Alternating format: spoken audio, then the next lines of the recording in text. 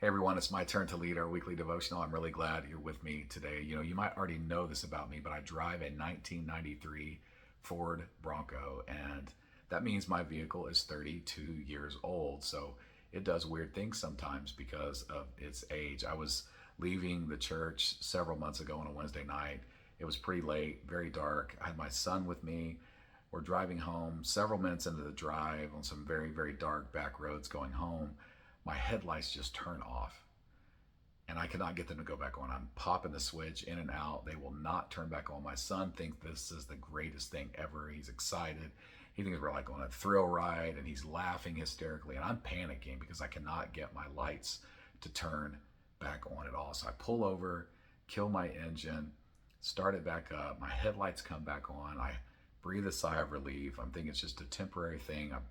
As I'm back on the road, then my lights start flashing about every 5 seconds. So on, off, on, off, and people are coming my way, in oncoming traffic, and it was embarrassing. I was just so afraid I was going to pass a police officer. My son is just laughing hysterically, and here I am panicking. And we made it home, thankfully, and as I got home, I got my computer out and got on Reddit and some Bronco forums and was looking into why my lights would do this. And as I started reading, I just got really intimidated.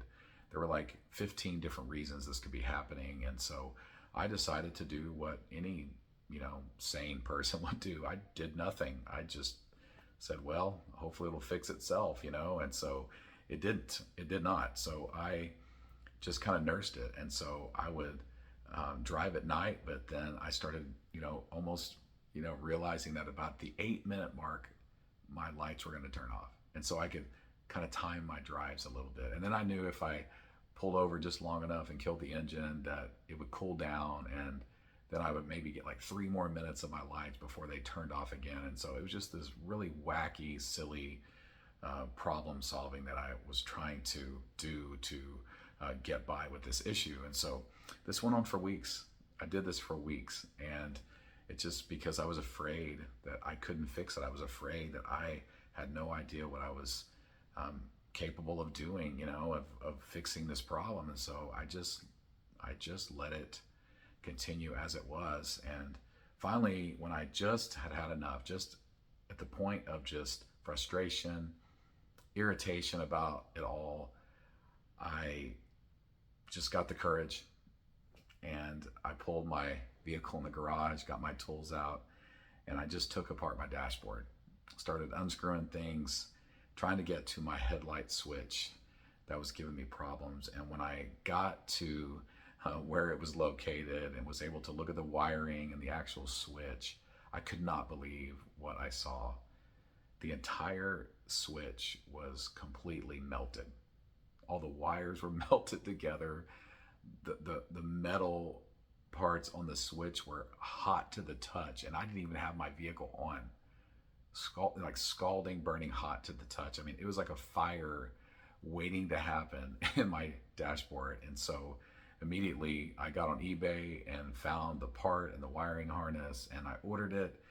And then while I was waiting on the part, I watched YouTube videos to make sure I knew what I was doing if it, when it came in, so I could replace it, and just got comfortable with what I saw other people doing.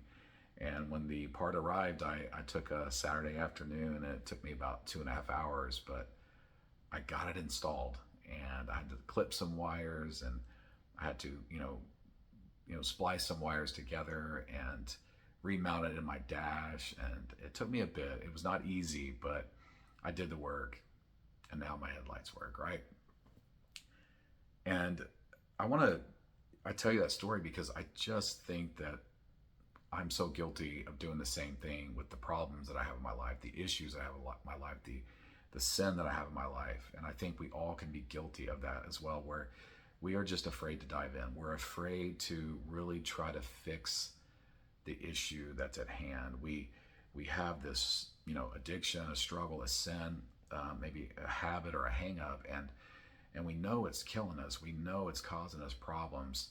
And sometimes we can control it, we can manage it, we can nurse it. And we only do that because we don't want to go to the source of the problem because we're truly afraid of what we might find there. And I've been there before. But I want to encourage you today. I want to encourage you to do the hard work of the heart, the hard work of the soul. There's a reason that you do what you do. There's a reason that you make the decisions that you make. Your addictions are rooted in something. The habits that you have, they are there's a source for them. And if you're willing to go to the source, you can find out why you have that problem or why you have that hang up. And then you can find healing. Then you can find a permanent solution so that you can be whole and healed from that. The Bible says in Proverbs 4:23 that we should guard our heart because everything flows from our heart. Jesus said, out of your heart in Matthew chapter 15, that your heart is what's causing your evil thoughts. We murder from our hearts. We commit adultery from our hearts. We're sexually immoral from our hearts. If we're stealing or we're lying or we have slander, or we're giving false testimony, it's a heart issue. And so if we're willing to do the hard work of the heart and go there and find what's broken and what the source is, I believe Jesus meets us there and he can fix it. But we have to be willing to do that. And so today I'm just encouraging you, go to the source. If you're tired of being tired, and if you're just sick of being frustrated about the same thing, and you think that just pulling over the side of the road one more time and dealing with it and then getting back on the road again and thinking that it's just going to be okay one more time, it's time to just surrender and say, Jesus, here's my heart. Show me what the source of this is. And I believe he'll meet you there. Love you so much. Have a great day. Take care.